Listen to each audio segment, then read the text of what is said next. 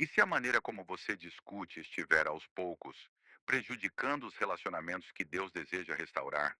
E se a Bíblia realmente nos ensinasse a enfrentar conflitos sem nos destruirmos no processo? O conflito faz parte da vida, seja no casamento, na família, na igreja, nas amizades ou até nas conversas online. Divergências são inevitáveis. No entanto, embora o conflito seja algo comum, a forma como lidamos com ele determina se trará crescimento ou deixará marcas profundas. Muitos cristãos acreditam que ser semelhante a Cristo significa evitar qualquer confronto. Outros usam palavras duras e silêncio frio como justificativa de sinceridade. Mas as Escrituras apresentam um caminho mais elevado, um caminho que não ignora a verdade nem abandona o amor.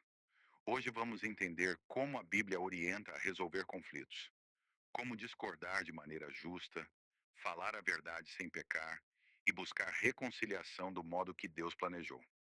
Se você já saiu de uma discussão pensando, eu poderia ter agido melhor, fique comigo, porque isso pode transformar completamente sua maneira de encarar conflitos. Primeiro, compreender que o conflito não é o vilão. O conflito em si não é pecado. A Bíblia nunca ordena que evitemos discordâncias. Ela nos ensina a administrá-las com sabedoria. Em Epístola de Tiago 4, lemos: De onde vêm as guerras e contendas entre vocês? Não vem dos desejos que guerreiam dentro de vocês?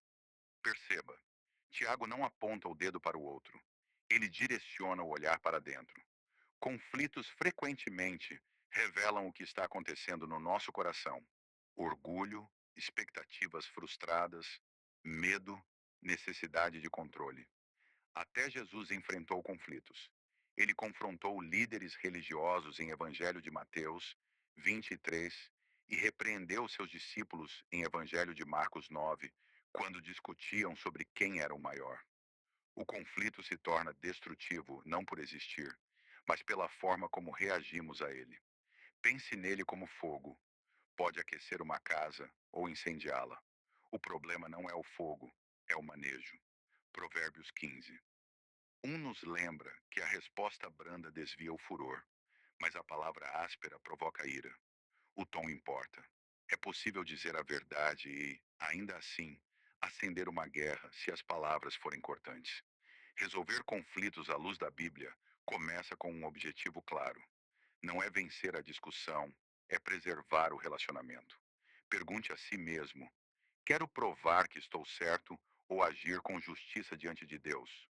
Busco entendimento ou estou tentando dominar a situação? Segundo, examinar o próprio coração antes de confrontar. Antes de apontar o erro de alguém, a Escritura nos chama a autoavaliação. Em Evangelho de Mateus 7, 3 a 5, Jesus fala sobre o cisco no olho do irmão e a trave no próprio olho. Isso não significa ignorar o erro, mas abordar a situação com humildade, não com superioridade. Muitos conflitos escalam porque reagimos rápido demais e de forma emocional. Falamos antes de orar, reagimos antes de refletir. O Salmo 139, 23 a 24, nos ensina a postura correta. Sonda-me, ó Deus, e conhece o meu coração. Antes de falar, pergunte: estou ferido ou apenas ofendido? Quero cura ou validação? Estou disposto a ouvir ou só quero responder? Emoções mal resolvidas vazam pelas palavras. Em Epístola aos Efésios 4:26 a 27, somos advertidos: irai-vos, mas não pequeis. A ira não é pecado em si, mas quando não é administrada, abre espaço para ressentimento e quebra de confiança. A verdadeira resolução começa dentro de nós, não do outro lado da mesa. Terceiro, dizer a verdade sem pecar. Uma das partes mais difíceis do conflito é comunicar a verdade sem causar dano desnecessário. Epístola aos Efésios 4:15 apresenta o equilíbrio: falar a verdade em amor. Verdade sem amor se torna crueldade. Amor sem verdade vira conivência. A Bíblia nunca separa os dois. Jesus exemplificou isso em Evangelho de João 4, ao conversar com a mulher samaritana. Ele não ignorou a realidade da vida dela, mas também não a envergonhou. Suas palavras revelaram a verdade e, ao mesmo tempo, abriram caminho para a restauração. Ao tratar um conflito, pergunte: é o momento certo? O tom está adequado? Minha motivação é correta? Provérbios 12:18 diz que palavras impensadas ferem como espada, mas a língua sábia promove cura. Alguns princípios práticos. Converse em particular primeiro. Evangelho de Mateus 18:15. Seja específico, não acusador. Foque na atitude, não no caráter. Ouça tanto quanto fala. Em Epístola de Tiago 1,19, somos instruídos a ser prontos para ouvir, tardios para falar e tardios para se irar. Ouvir não é concordar, é honrar o outro como alguém criado à imagem de Deus.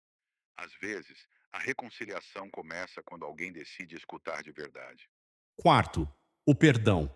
O passo mais difícil rumo à cura. Nenhuma conversa sobre conflito está completa sem falar de perdão. Epístola aos Colossenses 3,13. Nos orienta a suportar e perdoar uns aos outros, assim como o Senhor nos perdoou. Perdoar não significa minimizar a dor, significa abrir mão do direito de vingança. Em Evangelho de Mateus 18:21, Pedro pergunta a Jesus quantas vezes deveria perdoar. Até 7? Jesus responde: até 70 vezes 7. Não era matemática, era postura de coração. O perdão não é sempre um evento único, muitas vezes é uma decisão repetida. Ele não restaura automaticamente a confiança nem elimina consequências, mas impede que a amargura governe sua vida. Em Epístola aos Romanos 12:18 lemos: se possível, no que depender de vocês, vivam em paz com todos. Você é responsável pela sua obediência, não pela reação do outro. Reconciliação exige dois corações dispostos, perdão exige apenas um. Quinto, buscar reconciliação do jeito de Deus. A reconciliação está no centro do Evangelho.